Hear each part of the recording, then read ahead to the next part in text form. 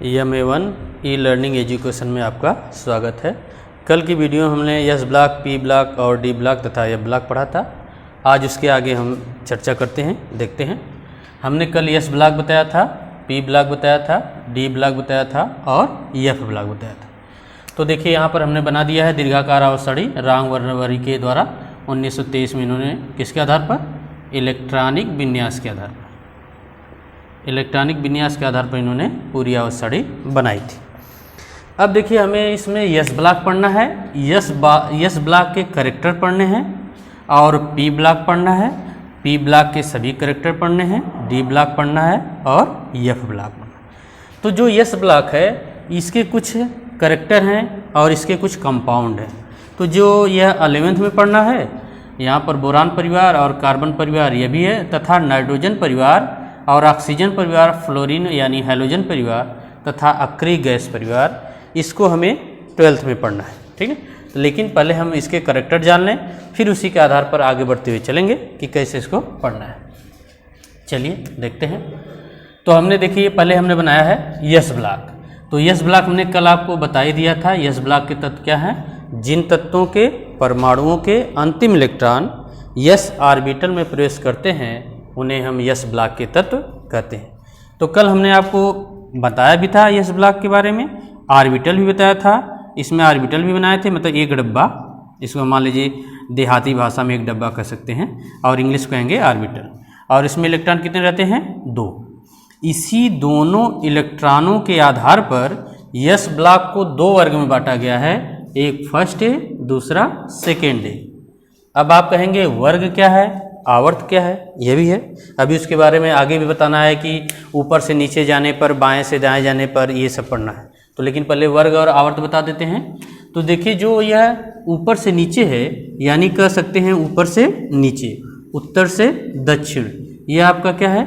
यह आपका वर्ग कहलाएगा। क्या कहलाएगा? वर्ग कहलाएगा। और यहाँ से बाएं से ऐसे दाएं जाएंगे, यानी इधर से ऐसे जाएंगे, तो यह आपका क्या कहलाएगा? आवर्त कहलाएगा। तो इसमें वर्ग क्या है? ये फर्स्ट वर्ग है और ये सेकेंड यानी दूसरा वर्ग है। अब देखिए हमने अभी बताया यहाँ पे कि जो यस है इसमें 2 इलेक्ट्रॉन रहने के कारण इसको वर्ग को 2 भागों में बांटा गया है, यानी यस ब्लॉक को 2 में, एक में और दूसरा दूसरे में। ठीक है, यानी फर्स्ट है, सेकेंड कहते हैं इसको। और इसमें आपके 2 भाग हो गए। अब बीच में यहाँ पर दूसरे के बाद यहाँ पर देखिए 3 से 12, यह आपका कितना है? डी ब्लॉक है। कितना है? D block. डी ब्लॉक हमने बताया था, डी में आपके कितने बन रहे थे? 5 बन रहे थे ऑर्बिटल। और इलेक्ट्रॉन कितने रहेंगे इसमें? 10। ठीक, तो इसी 10 इलेक्ट्रॉन के आधार पर इस डी ब्लॉक को 10 वर्गों में बांटा गया है। कौन से वर्ग? 3 से 12। 3 से 12 आपका क्या हो गया? D block. और इसी में आपका रखा गया जिंक परिवार है, आयरन परिवार है, कोबाल्ट परिवार है, निकिल परिवार है, सब इसमें आपका रखा है। अब यहाँ से 12 के बाद यहाँ 13, 14, 15, 16, 17 और 18, यह क्या है? आपके पी ब्लॉक। अब पी में हमने क्या बताया था? हमने पी में बताया था कि जो पी हैं इसमें आपके बनेंगे कितने ऑर्बिटल? 3। और इलेक्ट्रॉन कितने रहेंगे? 6। पिछली वीडियो हमने आपको बताया है। तो जब ये 6 इलेक्ट्रॉन हैं, इन्हीं 6 इलेक्ट्रॉनों के आधार पर इसे 6 वर्गों में बांटा गया है। कौन सा वर्ग? 13वां वर्ग, 14वां वर्ग, 15वां वर्ग, 16वां वर्ग, 17वां वर्ग और 18वां वर्ग। तो जो 13वां वर्ग है इसमें क्या है? बोरान परिवार आता है। बोरान है, कार्बन है, एल्युमिनियम है, ये सब है। यह फिर क्या है? इसमें 14वें में कार्बन परिवार है। कार्बन है, सिलिकॉन है, जर्मेनियम है, सब आगे भी पढ़ाएंगे, वीडियो बताएंगे, तो उसमें आपको सब पूरी जानकारी देंगे। और ये जो 15वां वर्ग है ये नाइट्रोजन परिवार है। नाइट्रोजन है, सल्फर है, सेलेनियम, टेलेनियम है। फिर 16वां वर्ग है, ये ऑक्सीजन परिवार है, ऑक्सीजन, सल्फर है। और देखिए जो ये 17वां है यह कौन सा परिवार है? हैलोजन परिवार, यानी fluorine, chlorine, bromine, iodine, statin है। और लास्ट में ये जो है ये हीलियम परिवार है, यानी हीलियम है, नियान है, आर्गन है, क्रिप्टॉन है, जेनान है और रेडान है। ये सब क्या है? अक्रिय गैसें हैं। अक्रिय गैसें मतलब अक्रिय, अक्रिय मतलब जो किसी से क्रिया ना करे, इस कारण से क्या कहते हैं? अक्रिय। आप कहेंगे क्रिया क्यों नहीं करता है? इसलिए नहीं करता है कि इसके सभी कोष पूरे होते हैं, यानी इलेक्ट्रॉन से भरे होते हैं। 2, 8, 18 जो हमने बताया था उसी के आधार पर 2, 8, 18, 32 ये सब भरे होते हैं। इस कारण ये किसी से क्रिया नहीं करते हैं, इस कारण इसे कहते हैं अक्रिय गैस तत्व। आइए आते हैं एस ब्लॉक पे। अब देखिए एस ब्लॉक में आपका 2 वर्ग है, फर्स्ट है और सेकेंड। तो फर्स्ट में आपको रखा गया हाइड्रोजन है, लिथियम है, सोडियम है, पोटेशियम है, रुबिडियम है, सीजियम है और फ्रांसियम है। तो इसमें कह रहे हैं कि जो ये फर्स्ट हैं इसी में क्यों हाइड्रोजन, लिथियम, सोडियम, पोटेशियम और रुबिडियम को रखा गया है, क्यों नहीं दूसरे में रखा गया? इसलिए रखा गया कि यह जो lithium, sodium, potassium, rubidium, caesium, francium है, इनके लास्ट इलेक्ट्रॉन जो अंतिम इलेक्ट्रॉन है वह यस ऑर्बिटल में प्रवेश करता है, उसी कारण इसे यस ब्लॉक में रखा गया है।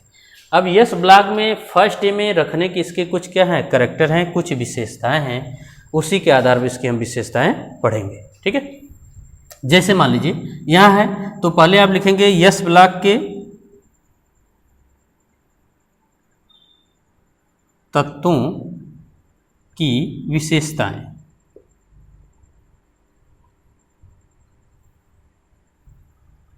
यस ब्लॉक के तत्वों की विशेषताएं, और इस यस ब्लॉक के तत्वों को हम कहते हैं क्या, क्षारीय धातु भी कहते हैं। क्षारीय धातु कहते हैं। यह हाइड्रोजन की इसलिए क्षारीय धातु कहते हैं क्योंकि यह हाइड्रोजन को छोड़कर सभी जो तत्व हैं वह जल से क्रिया करके हाइड्रा ऑक्साइड बनाते हैं। जैसे sodium hydroxide, potassium hydroxide, rubidium hydroxide, किसको छोड़कर, हाइड्रोजन को छोड़कर। तो जब हाइड्रोजन को छोड़कर ये सभी तत्व जल से क्रिया करके हाइड्रोक्साइड बनाते हैं, उसी कारण इसे कहते हैं क्षारीय धातु। ठीक, अब आते हैं यहाँ पे देखते हैं, करें यस ब्लॉक के तत्वों की विशेषताएं। तो पहली इसकी विशेषताएं, पहला इसकी विशेषता आती है इलेक्ट्रॉनिक विन्यास। थोड़ा सा मिटा लेते हैं।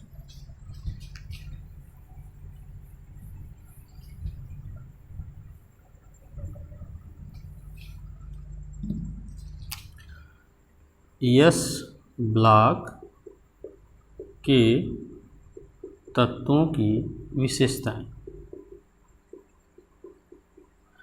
पहला इसमें आता है इलेक्ट्रॉनिक विन्यास। इलेक्ट्रॉनिक विन्यास, ठीक, इसके बारे में बताते हैं। दूसरा आएगा आयनन विभव। तीसरा आएगा विद्युत ऋणात्मकता। चौथा आएगा, बहुत सारे हैं कैरेक्टर इसके, थोड़ा बहुत पढ़ लेते हैं, धात्विक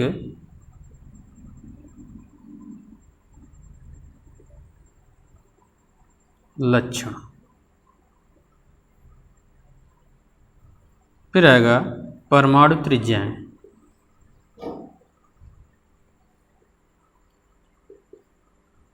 फिर है आयनिक त्रिज्याएं।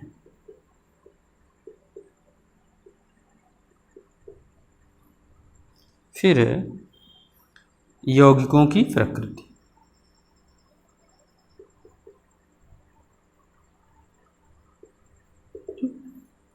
ये सब है।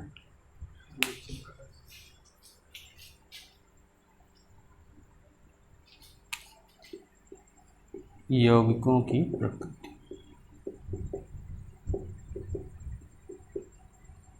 ठीक। तो यस ब्लॉक की एक विशेषताएं हैं। तो यस ब्लॉक की विशेषताएं क्या हैं? पहला तो पढ़ेंगे इलेक्ट्रॉनिक विन्यास, दूसरा है आयनन विभव, तीसरा है विद्युत ऋणात्मकता, चौथा है धात्विक लक्षण, पांचवा परमाणु त्रिज्याएं, आयनिक त्रिज्याएं, यौगिकों की प्रकृति। इस तरह देखेंगे बहुत सारे कैरेक्टर, लेकिन थोड़ा थोड़ा इसको हमें जानकारी लेना है, तो बारी बारी से इसके बारे में पढ़ाएंगे। अब देखिए ये जितना कैरेक्टर है यह आपको यस ब्लॉक में भी चलेगा, यानी यह फर्स्ट में भी होगा, सेकेंड में होगा, बोरान परिवार में होगा, कार्बन परिवार, नाइट्रोजन परिवार, ऑक्सीजन परिवार, यानी सबके लिए यह आपके जितने हैं, यानी ये जितने भी पॉइंट हैं सबके कैरेक्टर आपको इसी बारे में पढ़ने हैं। इसलिए हमें इसको आप पहले बता दे रहे हैं, फिर इसी के आधार पर सबको बताते चलेंगे। पहले तो यह आएगा कि देखिए यह क्या है, यस ब्लॉक के तत्व में जो हाइड्रोजन है, लिथियम है, सोडियम, इसकी उपलब्धता होगी। तो ये उपलब्धता क्या है, यह प्रकृति में क्या है, क्षार है, क्षार के रूप में पाए जाते हैं, इस कारण इसे कहते हैं क्षारीय मृदा धातु, यानी यह क्षार के रूप में पृथ्वी के अंदर पाए जाते हैं। यह lithium, sodium, potassium, rubidium, caesium, francium, इस कारण इसे कहते हैं क्षारीय मृदा धातु। ये तो उपलब्धता होगी। और इसी प्रकार ये बहुत सारे कंपाउंड भी बनाते हैं, कार्बोनेट बनाते हैं, ऑक्साइड बनाते हैं, इस प्रकार। तो चलिए पहले आते हैं हम कहाँ पर, इलेक्ट्रॉनिक विन्यास में। एक एक पॉइंट पढ़ते हैं।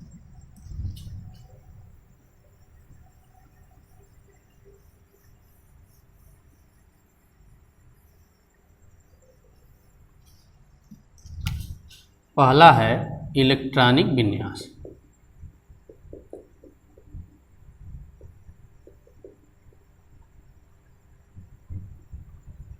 चलिए देखते हैं।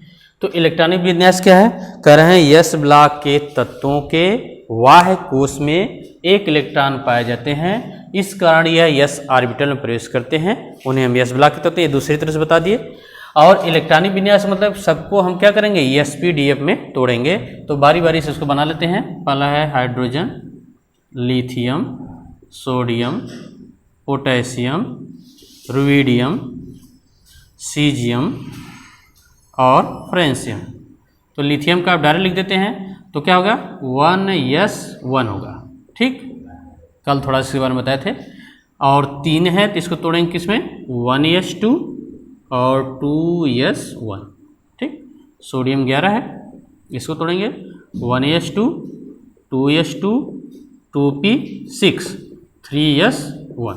जोड़ लीजिए, देखिए 2 2 4 6 4 10 1 11। 19 तोड़ेंगे 1s2, 2s2, 2p6, 3s2, 3p6, 4s1। ये तो आपका हो गया।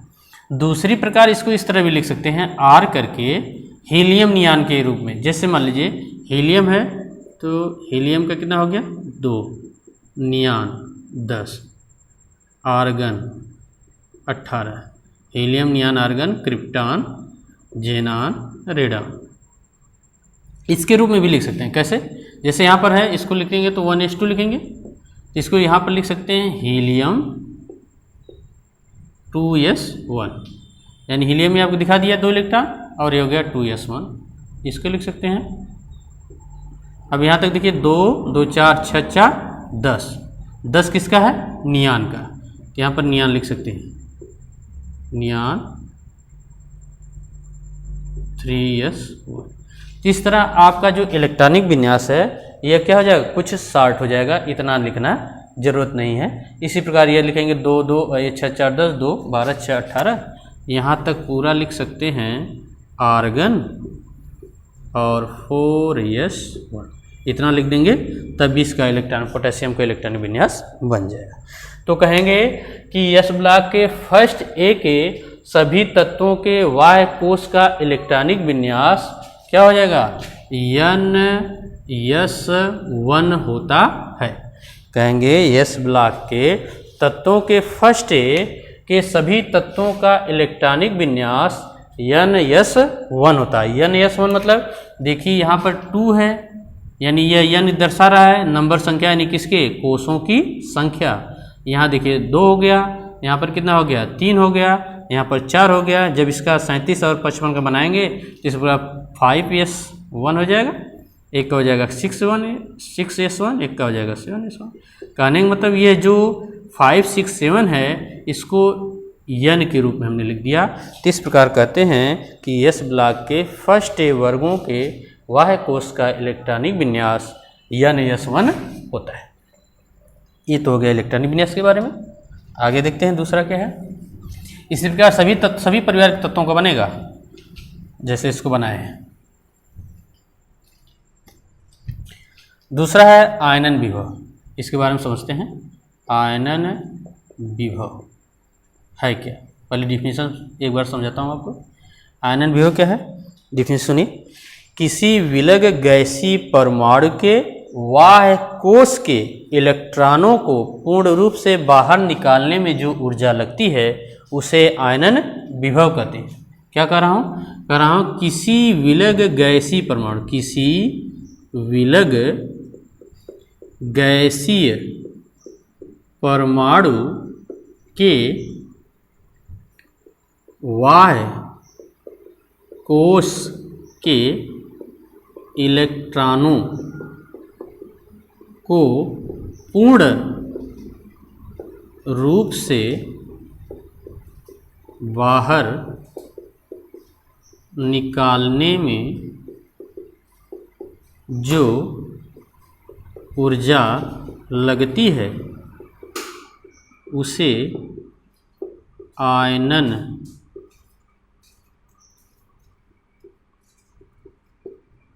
विभव कहते हैं। ठीक, क्या कर रहे हैं? कह रहे हैं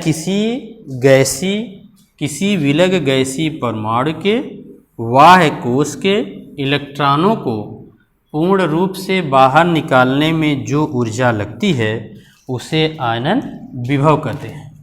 तो किसी विलग गैसीय परमाणु, हमने कोई परमाणु मान लिया, मान लिया x परमाणु मान रहे हैं, किसी विलग गैसीय परमाणु हमने x परमाणु मान लिया, इसका परमाणु क्रमांक लिख दे रहा हूँ, मान लीजिए कुछ भी लिख दे रहा हूँ AB। ठीक है, किसी विलग गैसीय परमाणु के बाह्य कोश से, अब बाह्य कोश से इलेक्ट्रॉनों को तो इसको तोड़ना पड़ेगा, तो A तोड़ लिया, सपोज दैट B तोड़ लिया, तो बाह्य कोश का इलेक्ट्रॉन क्या हो गया? B हो गया। किसी विलग गैसीय परमाणु के बाह्य कोश के इलेक्ट्रॉनों को पूर्ण रूप से बाहर निकालने में जो ऊर्जा लगती है उसे आयनन विभव कहते हैं। अब x को बनाएंगे तो मान लीजिए x हो गया, और ये देखिए ये क्या हो गया? ऑर्बिटल हो गया बाहरी कोश में, और ये हो गया A और ये हो गया B। तो किसी विलग गैसीय परमाणु के बाह्य कोश के इलेक्ट्रॉनों को पूर्ण रूप से बाहर निकालने में जो ऊर्जा लगती है उसे आयनन विभव कहते हैं। यानी इस बाह्य कोश के इलेक्ट्रॉन को बाहर निकालने में जो ऊर्जा लगेगी उसे क्या कहेंगे? आयनन विभव कहेंगे। तो ये तो इसकी डिफिनीशन होगी। अब इसमें जो आपकी आवर्त सारणी है इसमें दिखाना पड़ेगा कि ऊपर से नीचे जाने पर आयनन विभव घटता है कि बढ़ता है, और बाएं से दाएं जाने पर आयनन विभव घटता है कि बढ़ता है। लेकिन यह डिफिनीशन आपने जान लिया, आपने सीधा साधा कह सकते हैं कि कोई परमाणु है, उसके बाह्य कोश के इलेक्ट्रॉन को बाहर निकालेंगे तो जो ऊर्जा हम लगाएंगे उसे क्या कहेंगे? आयनन विभव कहेंगे। ठीक है, तो देखिए ये परमाणु है, तो जितना नज़दीक इसका आपका इलेक्ट्रॉन होगा वह इससे बहुत तेज़ी से क्या होगा? बढ़ा होगा, और जितना दूर होगा वह क्या होगा? उससे दूर होगा, तो उसकी एनर्जी क्या होगी? कम होगी। जैसे मान लीजिए आपके साथ कोई बैठा है, तो आप उससे बैठा तो उसको पकड़ के आप जैसे चाहे तैसे मार सकते हैं, लेकिन यदि वह आदमी दूर है, भाग रहा है, तो जाएंगे आप अपनी एनर्जी खर्च करेंगे तब न उसको पकड़ेंगे।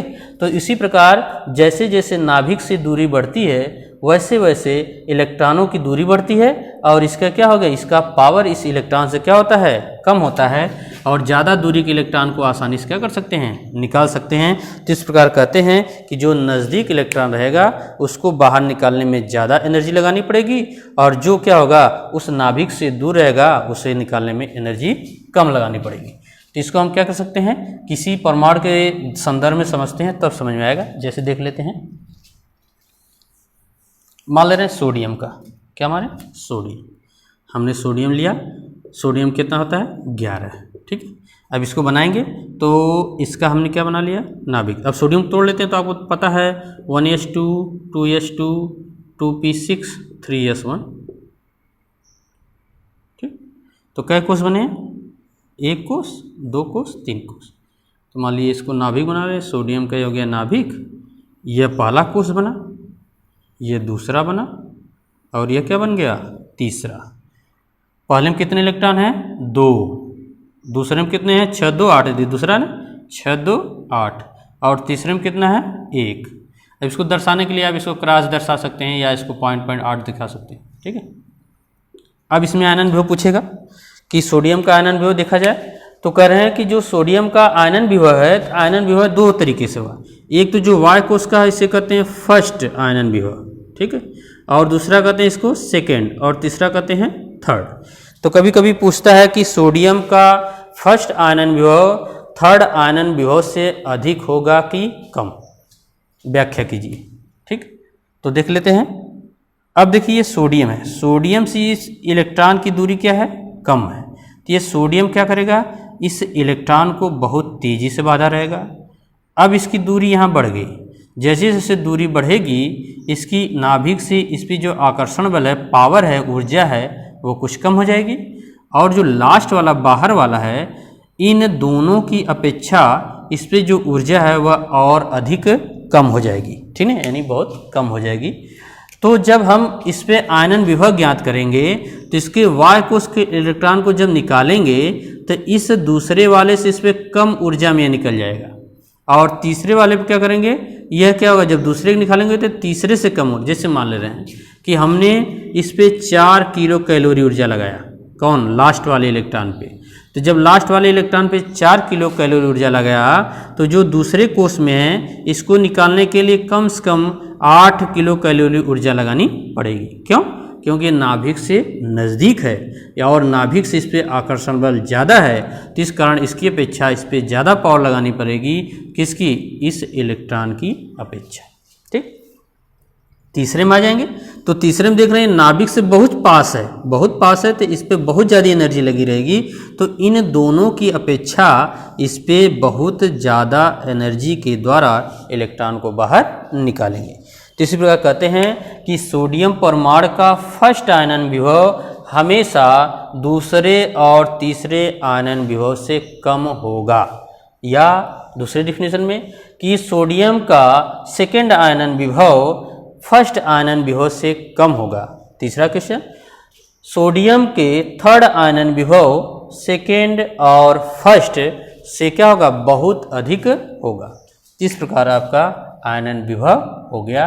कल हम पढ़ाएंगे आपको किसको, विद्युत ऋणात्मकता को, और कुछ आयनन विभव की और डिफिनीशन इसको क्लियर करेंगे। आज के लिए इतना ही, बहुत बहुत धन्यवाद।